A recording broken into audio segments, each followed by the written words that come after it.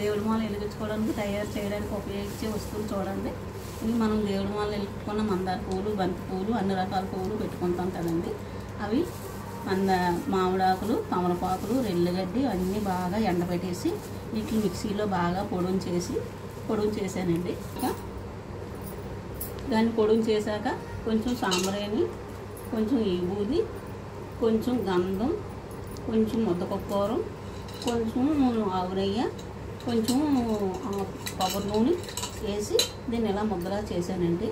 ముద్దలా చేసిన దాన్ని నేను ఇలాగ సాంబ్రాణి గొడ్డలా తయారు చేసి ఇలా సాంబ్రాణి గొడ్డలు చేతితోటి మేము ఇంకేది ఉపయోగించుకోకుండా ఇలా చిన్న చిన్న ఉండలు చేసి వాటిని ఇలాగ సాంబ్రాణి గొడ్డలా తయారు చేసి ఈ బాగా ఎండలో బాగా ఎండిపోయిన తర్వాత మేము దేవుడి మాలని వెలిగించుకుంటున్నామండి. చాలా మంచి స్మెల్ వస్తుంది. మనం దేవుడి మాలు పెట్టుకున్న పువ్వులు ఎక్కడ వృధాగా పాడకుండా మళ్ళీ మనమే ఉపయోగించుకునేలా మేము చేస్తున్నామండి. నమస్కారం అండి.